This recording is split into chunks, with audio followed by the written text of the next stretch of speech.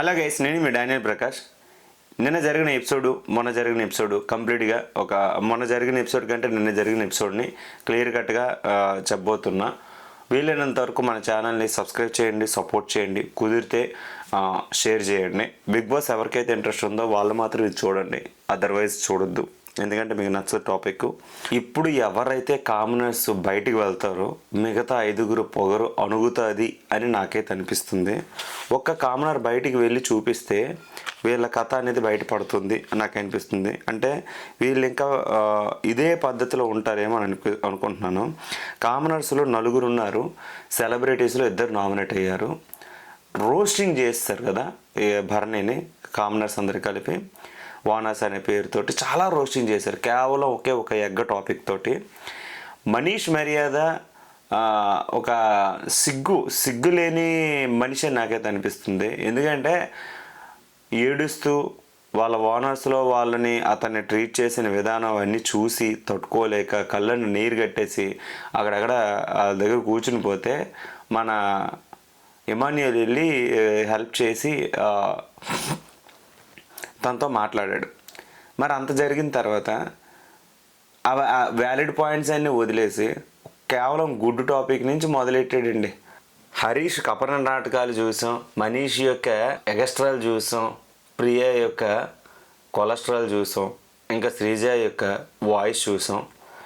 ఇలా లెక్కేసుకుంటూ పోతే కామనర్స్ ఎంత వరస్ట్గా బిహేవ్ చేస్తున్నారో ఆడియన్స్ ప్రతి ఒక్కరు చూస్తున్నారు. పడాల కళ్యాణ్ గురించి ఇంకా చెప్పాల్సినంత అవసరం లేదు, నాకైతే మాట్లాడాలనిపించట్లేదు కూడా, ఎందుకంటే పడాల కళ్యాణ్ అక్కడ ఏమనిపించట్లేదు. అయితే పడాల కళ్యాణ్ గురించి మీరు కరెక్ట్గా అబ్జర్వ్ చేయండి. శ్రీజ చెప్పిన మాట వింటాడు, లేదా ప్రియా చెప్పిన మాట వింటాడు, లేదా కిచెన్ రూమ్లో తనుజతో ముచ్చట్లు పెడతాడు. ఇదేనండి అతని ప్యాషను, ఇదేనా బిగ్ బాస్లో. అసలు సినిమా ఇండస్ట్రీలో ప్యాషన్ అంటే ఏంటి? తన టాలెంట్ని వాళ్ళు ప్రూవ్ చేసుకోవాలి. ఇక్కడ పడాల కళ్యాణ్ ఏం టాలెంట్ చూపిస్తున్నాడు? ఏమైనా స్కిట్ ప్లే చేస్తున్నాడా? ఏమైనా డ్యాన్స్ పర్ఫార్మెన్స్ చేస్తున్నాడా? లేకపోతే అందరితో ఎంటర్టైన్మెంట్ ప్లాన్ చేస్తున్నాడా? లేదంటే నవ్విస్తున్నాడా? ఏం చేస్తున్నాడు? పులిహోర ముచ్చట్లు పెడుతున్నాడు. ఎవరి దగ్గరికి వెళ్తే ప్రియ ఏదైనా గొడవ పెడితే ఆ గొడవలో వెళ్ళి ఇన్వాల్వ్ అవ్వడం, వాళ్ళతో మాట్లాడడం, ఏంటి లేదు అనుకుంటే తన అంతట్లో తను ఓన్గా క్రియేటివిటీగా ఏదైనా ఆలోచించాలని అంటే వాళ్ళతో గొడవలు పెట్టుకోవడం. అంతకుమించి కళ్యాణ్ చేసింది ఏముంది? ప్యాషన్. చాలామంది నీకేం తెలుసురా అతని ప్యాషన్. మీరు చూడండి ఇప్పుడు సుమన్ శెట్టి గురించి మీకు తెలుసు, అతను ఆల్రెడీ ఇండస్ట్రీలో హిట్ కొట్టారు, ఆల్రెడీ ఇండస్ట్రీలో పెద్ద. వాళ్ళతో కంపారిజన్ చేసుకొని స్కిట్లు నేర్చుకోవచ్చు కదా. ప్రతి ఒక్కరితోటి ఎలా ఉండాలి ఏంటి అని తెలుసు, మరి వాళ్ళని చూసి నేర్చుకోవచ్చు కదా. పొగరే ఉంది. సెలబ్రిటీస్ వాజ్ కామనర్స్ అని చెప్పేసి ఇక్కడ పెట్టారు, వీళ్ళు ఓనర్స్గా వీళ్ళు ఫీల్ అయిపోతున్నారు. సో ఓనర్స్గా ఫీల్ అవుతున్నప్పుడు ఓనర్స్ లాగే చూస్తున్నారు వాళ్ళు కూడా. మరి టెనెంట్స్లా కాకుండా ఎంతో చీప్గా చూస్తారేంటి? ఆడెంచో మనీష్ మర్యాద ప్రతిదానికి ఓవర్ యాక్షన్ దూరిపోయి ఆడికి అసలు బ్యాడ్జే రాలేదు, ఆడికి ఏం చేయాలి కూడా అర్థం కావట్లేదు. ప్రతి దాంట్లో ఇన్వాల్వ్ అయిపోయి ఏడ్చేసి గోలెట్టేసి ఇంకేది పడితే చేసేస్తున్నాడు. అనవసరమైన టాపిక్స్లోని ఇన్వాల్వ్ అయిపోయి అవసరం లేని టాపిక్స్ని తీసుకొచ్చి మాట్లాడడం తప్ప ఇంకే బొక్క లేదు. ఇప్పుడు కామనర్స్లో 4 నామినేషన్ లిస్టులో ఉన్నారు, ప్రియా, హరీష్, మనీష్ అండ్ డిమాండ్ పవన్. సెలబ్రిటీస్లో 2 మాత్రమే నామినేషన్లో ఉన్నారు, భరణి అండ్ ఫ్లోరా. ఈ 4 ఒక్కరు వెళ్ళినా లేదా డబుల్ ఎలిమినేషన్ అని అన్నా సరే సూపర్ ఉంటుంది అబ్బా గేమ్ అయితే మాత్రం. ఎలాగో హరీష్ని పంపించేస్తారని నాకైతే నమ్మకం ఉంది, ఎందుకంటే అస్తమానం నేను వెళ్ళిపోతా అని బ్లాక్మెయిల్ చేసి ఫుడ్ తినకుండా సింపతి డ్రామాలు చేసి హరీషు క్లియర్ కట్ మాస్క్ అనేది బయటపడిపోయింది. అది ఎలా కూడా ఏం చేయాలో కూడా అర్థం కావట్లేదు. భరతని ఎన్నట్టు మాస్క్ ఊడిపోయింది, అందరికీ తెలిసిపోయింది, ఏం పీకలో అర్థం కావట్లేదు. ఇప్పుడు ఏంచేమో పాయింట్స్ లేక అరవడం మొదలుపెట్టాడు. ఇలా ఉంది వ్యవహారం. పడాల కళ్యాణ్ హరీష్ని నామినేట్ చేశాడు.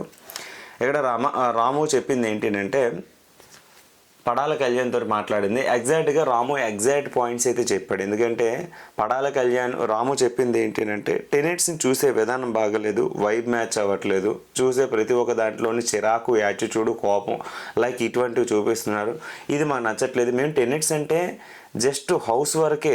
మేము మీ దగ్గర బానిసలం కాదు. మీరు చెప్తే మేము పనులు చేయడానికి, మీరు చెప్పింది మేము చేయడానికి. హౌస్లోకి వచ్చేటప్పుడు కానీ వెళ్ళేటప్పుడు కానీ ప్రతి ఒక్క దాంట్లోని ఈ నెగిటివ్ అనేది చాలా అంటే చాలా డిఫరెంట్గా కనబడుతుందని మనోడు రాము ఎగ్జాక్ట్ పాయింట్స్ అయితే చెప్పాడు. అయితే పడాల కళ్యాణ్ దాన్ని డిఫైన్ చేసుకోలేక మేము ఎక్కడ చూసామో వైబ్ మ్యాచ్ అవ్వట్లేదు ఏంటి, ఈ పాయింట్స్ చెప్తే బయట ట్రోల్ అయిపోతావు నువ్వు.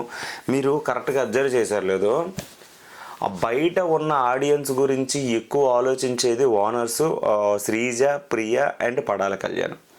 బయట రివ్యూస్ని ఎలాగ అబ్జర్వ్ చేయాలి అనేది ప్రియాని ఒక్కోసారి శ్రీజని ఒక్కొక్కటి అడుగుతాడు. లేదు అనుకుంటే బయట జరగబోయేదాన్ని వీళ్ళు ముందే ఇమాజినేషన్ చేసుకొని దాని గురించి అర్థం చేసుకొని వీళ్ళు బిహేవ్ చేస్తున్నారు. దానివల్ల వీళ్ళు పప్పులో కాలేస్తున్నారు. అదికి తెలియటట్లు ఎక్కువైపోయి ఇంత భావరక్షణ చేస్తారని నేనైతే అనుకోలేదు. అంటే బయట ఇప్పుడు రాము చెప్పే పాయింట్స్ వల్ల పడాల కళ్యాణ్ ట్రోల్ అవుతాడా, లేకపోతే పడాల కళ్యాణ్ చెప్పే పాయింట్స్ వల్ల రాము ట్రోల్ అవుతాడా? ఇప్పుడు డిఫైన్ చేసుకోవడం ఒకటి ఉంటుంది. రాము ట్రోల్ అయిపోతాడు నువ్వు ఎలా అనుకుంటున్నావు భయ్య? మంచోళ్ళు అయితే మంచం కింద దోస్తారంట. నువ్వు సామెతలు బాగానే చెప్తున్నావు. మా రాజమోడివి, మా ఏరియా కుర్రోడివి అంటే విజయనగరమోడివి, మా ఏరియా కుర్రోడివి అంటే సామెతలు బాగానే ఉంటాయి. కానీ సామెతలు నువ్వు చెప్పేటప్పుడు దానికి తగ్గట్టు కూడా నడుచుకోవాలి కదా. నువ్వు మంచోడివి అని నువ్వు ఎక్కడ ప్రూవ్ చేసుకుంటున్నావు? అంటే ఓనర్స్ మిమ్మల్ని ఇంప్రెస్ చేయడానికి వాళ్ళు రావాలి, కానీ మీరు ఎవరు ఇంప్రెస్ చేయరంట. ఎంటర్టైన్మెంట్ అని చూపించాలి కదా, అప్పుడే కదా నీ ప్యాషన్ అంటే ఏంటో బయటపడుతుంది, అసలు నీ టాలెంట్ ఏంటో బయటపడుతుంది. అవకాశం వచ్చింది లోపలికి వెళ్ళేటప్పుడు వినియోగించుకోవాలి. పులిహోర ముచ్చట్లు పెట్టి అవతలకి సరిగ్గా సమాధానం చెప్పలేక తిరిగి ట్రోల్ అయిపోతున్నావు అంటున్నావు నువ్వు. అసలు నీ గురించి ఏమనుకోవాలో కూడా నాకు అర్థం కావట్లేదు. బంగారం లాంటి భవిష్యత్తును వదులుకొని వీళ్ళందరి ముందు మాట పడడానికి అయితే వచ్చావు. అది వదిలేసి దీని మీద కూడా నీకు సరిగా కాన్సన్ట్రేషన్ లేదు. దేవుడు ఇచ్చిన అవకాశం రెండోసారి మళ్ళీ ఉపయోగించుకోవచ్చు కదా. హరీష్ నామినేట్ చేసేటప్పుడు ఏంటంటే ఇక్కడ రాము చెప్పిన పాయింట్లు కరెక్టే. ఎందుకంటే హరీష్ ఫుడ్ తిన్నప్పుడు బిగ్ బాస్ ఎంచాము రాముని పిలిచి అడిగాడు, ఏదో రకంగా అతనికి వెళ్ళి హెల్ప్ చేయు, మీరు అతనికి తోడుగా ఉండండి, అతని దగ్గర ఉండి బాగోగులు చూసుకోండి అని. మరి బిగ్ బాస్ చెప్పినప్పుడు రాము చేయాలి కాబట్టి రాము వెళ్ళి చేశాడు. రాము మాటలైనా వినాలి కదా హరీష్, వినట్లే. 3 రోజుల నుంచి ఫుడ్ మానేశాడు. అంటే ఎవడి మీద ఆకలి చంపుకుంటాడు? ఫుడ్ మానేసి పీకి ఇదే బొక్క ఉంది అంటే ఏంటి? మాస్క్ ఊడిపోయింది, నిజం తెలిసిపోయింది, వీడు చేసే యాక్టింగ్ అంతా దొరికిపోయాడు.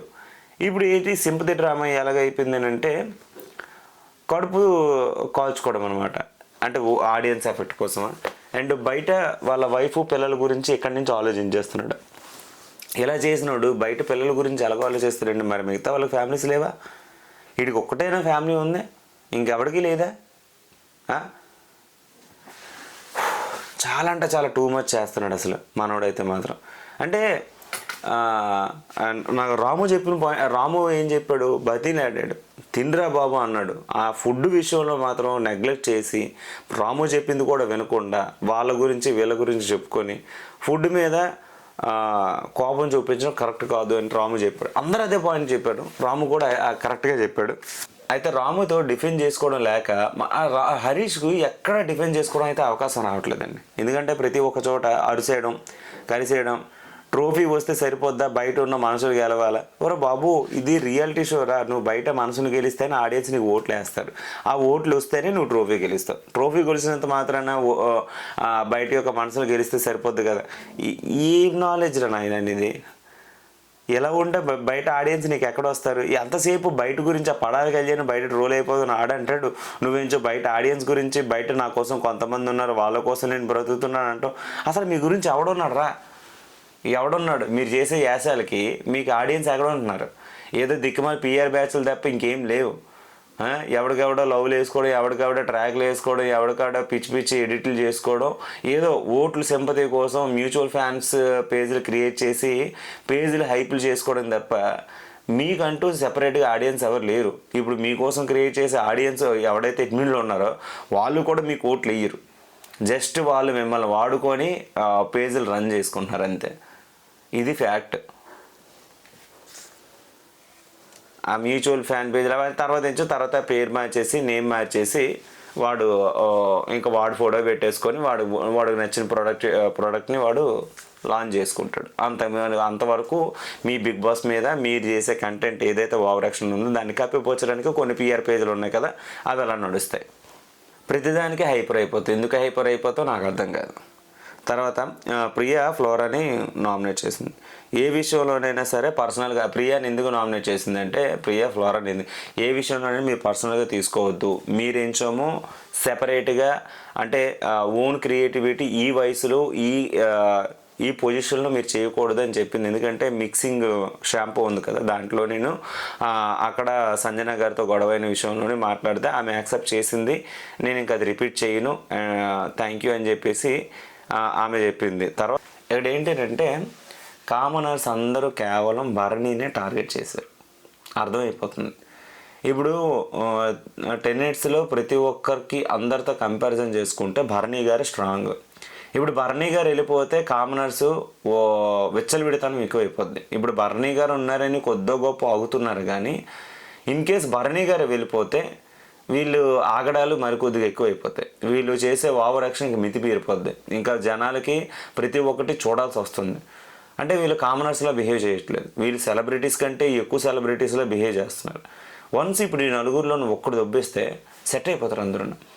ఎందుకంటే ఇప్పుడు ఎగ్ తినడం అది సంజన గారు దొంగతనం చేశారు. ఇక్కడ ప్రియాకి నేను ఒక మాట అడుగుతున్నా, సింపుల్గా చెప్పాలంటే ఆవిడ గుడ్డు దొంగతనం చేసింది. మర్యాదగా ఆవిడ వచ్చి కొంచెం కాఫీ ఇస్తారా, నాకు ఆకలి వేస్తుంది, లేదా మిల్క్ తాగాలి, లేదా సంథింగ్ టీ ఇవ్వండి అని అడిగేది. ఇవ్వలే మీరు. ఇవ్వకపోగా సంజన గారు ఎగ్ దొంగతనం చేశారు. అక్కడ ఉన్నాయి తీసుకున్నారు. ఆవిడ 5 months బేబీని ఇంటి దగ్గర వదిలేసి బిగ్ బాస్కి వచ్చారు. సో ఆమెకి ప్రోటీన్ కావాలి, ఆమె ఎగ్ తిన్నారు. ఆ పాయింట్లో వదిలేస్తే అయిపోయింది. దాన్ని తీసుకొచ్చి సరదాగా కాస్త సీరియస్గా చేసి సెకండ్ వీక్ నామినేషన్ కూడా ఎగ్ గురించే వేస్తున్నారని అంటే ఈ వీక్ నామినేషన్లో వీళ్ళకి ఎందుకు పాయింట్స్ దొరకట్లేదు? సెకండ్ వీక్ నామినేషన్స్ కూడా వీళ్ళకి ఎగ్ టాపిక్కే ఎందుకు వచ్చింది? ఇప్పుడు ఇన్ కేస్ సంజన గారు నామినేషన్లో ఆవిడ ఉంటే మళ్ళీ ఆవిడ కూడా అదే ఎగ్ టాపిక్ని తీసుకొస్తారు.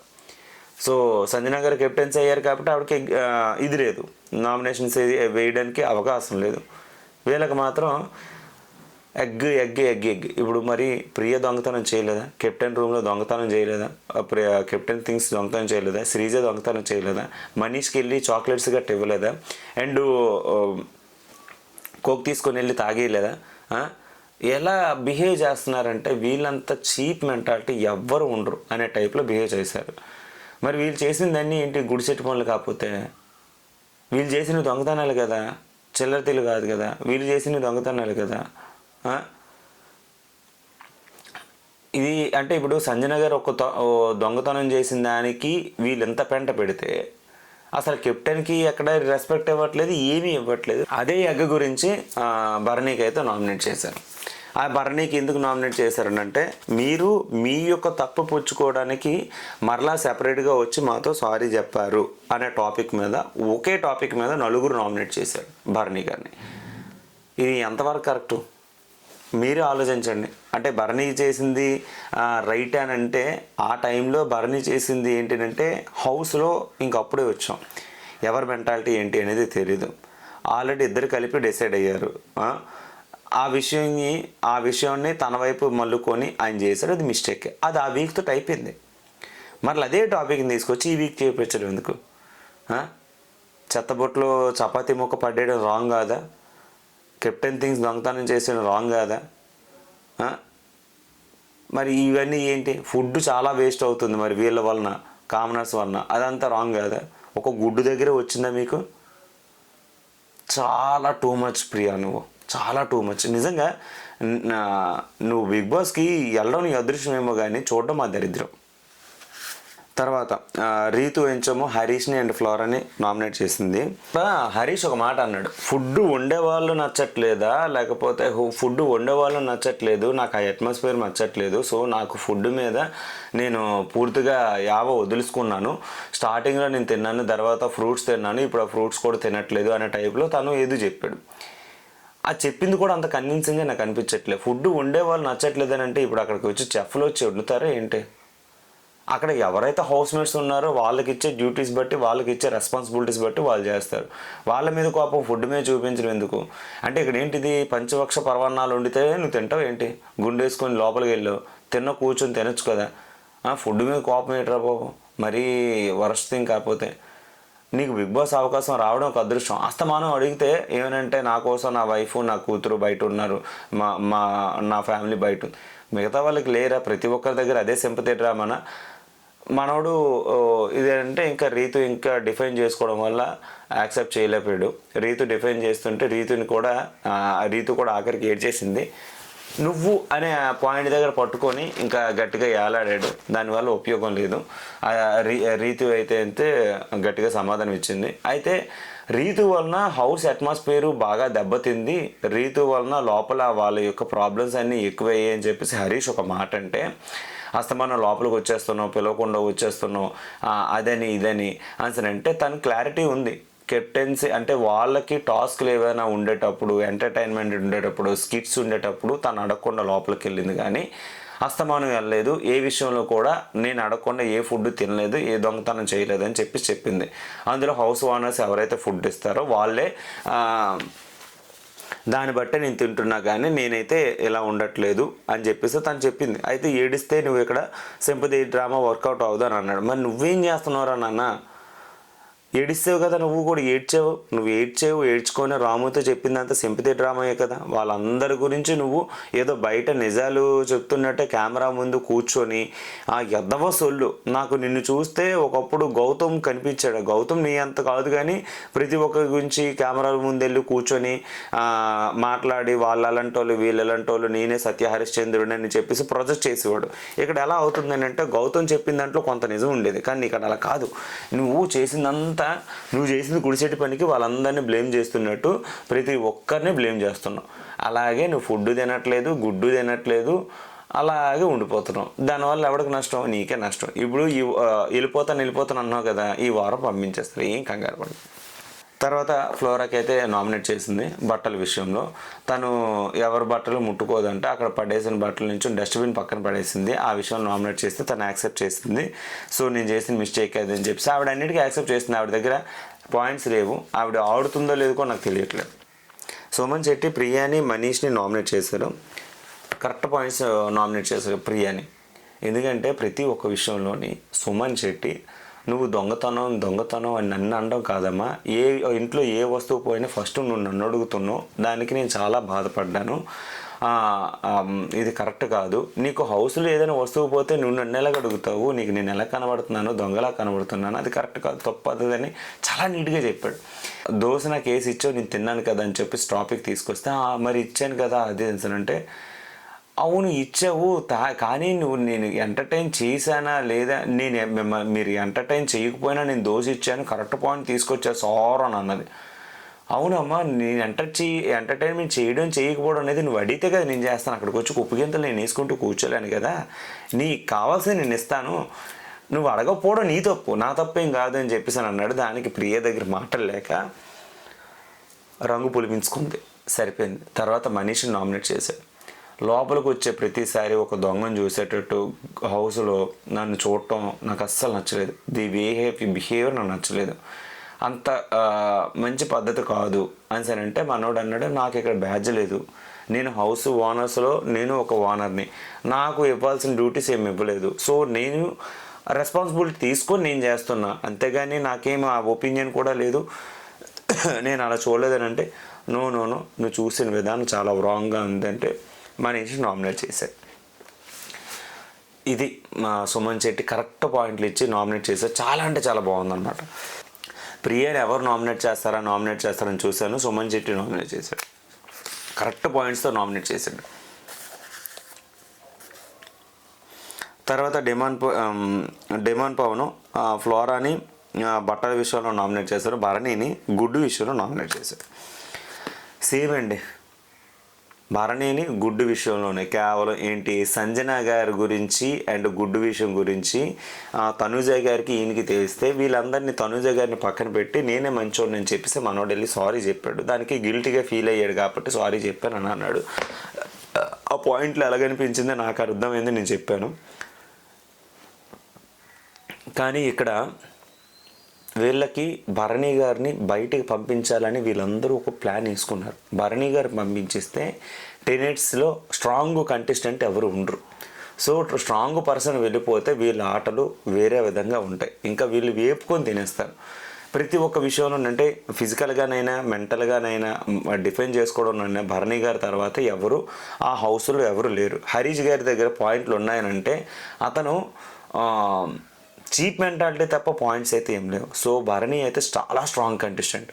ఏదో రకంగా భరణిని బయటకు పంపించాలని ఆ ఎగ్ టాస్ తప్ప ఇంకేమీ తీసుకురావట్లేదు. ఓకే, ఎగ్లో ఆయన మిస్టేక్ చేశాడే అనుకుందాం, కానీ దానికంటే మిస్టేక్స్ చాలామంది చేశారు. కానీ డిమాండ్ పవన్ కేవలం భరణిని నామినేట్ చేశాడు. ఎందుకు? లాస్ట్ టైం అతన్ని నామినేట్ చేశాడు, అది గ్రజ్జు పెట్టుకున్నాడు. అండ్ ఇప్పుడు భరణిని ఈ విషయంలో నామినేట్ చేశాడు. డిమాండ్ పవన్కి ఇంకా చాలా వ్యాలిడ్ పాయింట్స్ ఉన్నాయి. బట్ ఎందుకంటే మొన్న హరీష్తో గొడవైంది, శ్రీజతో గొడవైంది, ప్రియాతో గొడవైంది. వాళ్ళందరూ మాట్లాడుతున్నప్పుడు మనోడు మాట్లాడనివ్వట్లేదు. మనోడికి ఏ పాయింట్లో ఏ వర్క్స్లోని ఇన్వాల్వ్ చేయట్లేదు. అంతకంటే వ్యాలిడ్ పాయింట్ అయితే గుడ్ ఏం కాదు. సో ఇవన్నీ వదిలేసి భరణిని ఎందుకు నామినేట్ చేశారంటే వీళ్ళందరూ కలిపి ఏకాభిప్రాయంతో చేస్తున్నారు. ఇదంతా పెద్ద సొల్లు, చాలా సొల్లు అది.